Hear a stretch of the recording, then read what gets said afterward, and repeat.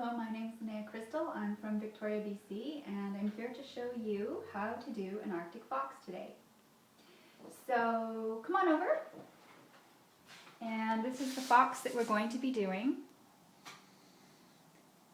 And here are the materials we're going to be using. I always use Arches 140-pound cold pressed. It's the best paper, and I won't use anything else. I use Winsor Newton colors. New Gamboge we'll be using today, or Aurelian Yellow, Winsor Blue, Indanthrene Blue, and Permanent Rose. So, in the beginning, before you do your watercolor, you have to stretch the paper. I cheat and do the easy way, and I tape my paper down, nice and tight, wet it, let it sink in, and blow dry, because I can't wait to paint. The other thing that I do is I put it on a slant. So I've got a board underneath here to keep it on a tilt so that I can work with the gravity and not against gravity. So here we go. So first thing I'm going to do is wet my fox. And I've got a really good brush here. It's called a Winsor, or sorry, what is it called now?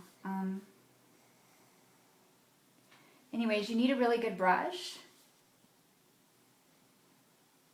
So I'm going to wet my fox up.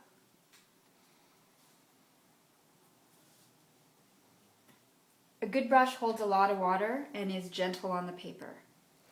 So I've stretched my paper and it's expanded, and so that when I put my color on, the color is going to go on nice and smooth. If you don't wet it and stretch it, it's going to warp as you paint, and the color won't go on very well. So I'm just wetting my fox.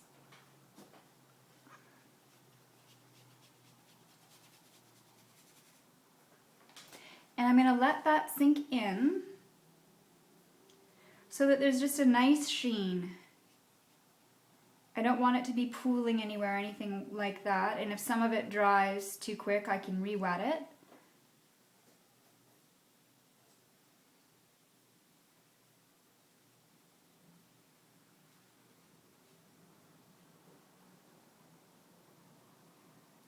If I put my color on too soon, it will pool and you won't get fresh colors.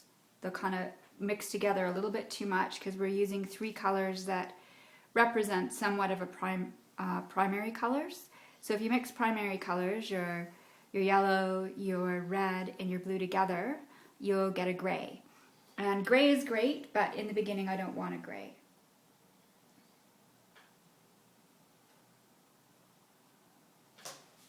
So there we go. So I'm looking, and it's a little bit wet, a little too wet, but I'm going to come in anyways because I can be very careful. And I'm going to come in with, I usually start with my yellows first. And I'm just going to put a little bit of yellow on my Arctic fox. Here we go. So I can look at the fox I have here, and I can copy it or add to it or change it.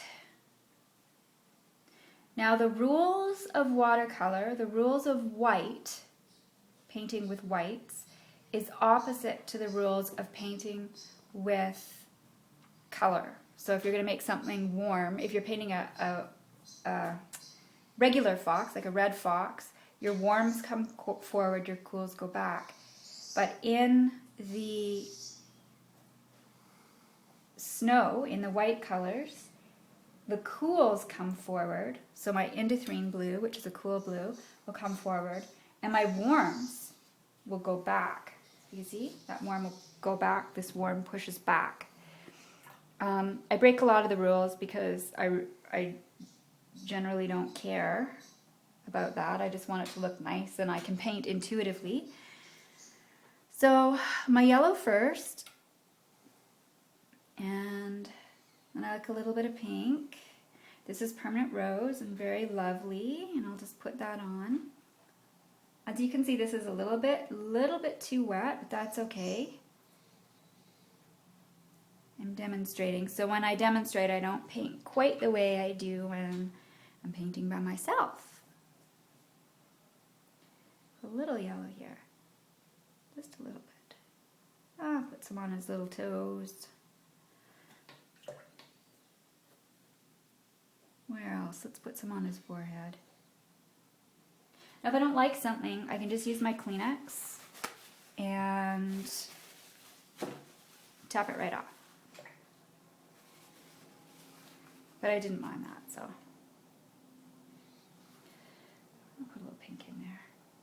Doesn't matter, it's just our first layer. We're just putting down some nice colors. Happy fox.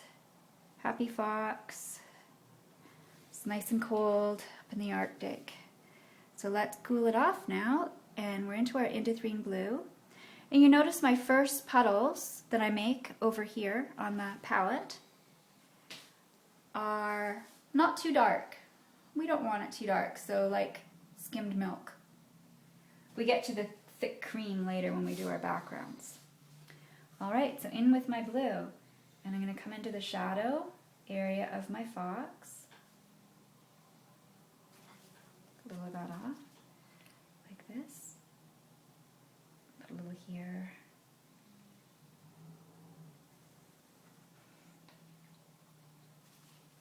And I'm actually going to introduce right now a different blue. This is called Windsor blue. So this is Windsor blue, green shade, and I just love it. And I just felt like it needed that. It actually goes back further. It's a warmer blue, but it pushes things back a little bit further than the colder blue, which is down here, which is Indanthrene. So then I'm coming down in here. Just sort of putting a bit of a shadow in right away. I don't really want much green in my fox, so.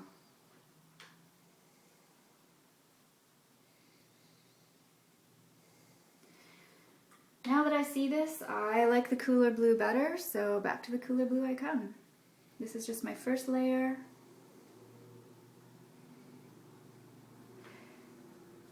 Put a little in here. Alright, so we're getting ready to dry. Let it do its thing. So I'm going to take off a little here. I like that nice shape. Maybe a little here. Yeah, I like that.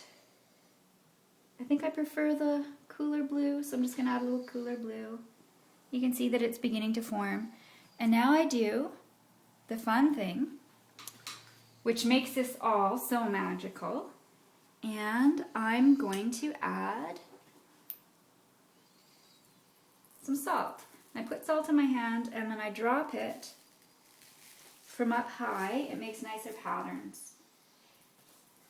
And depending on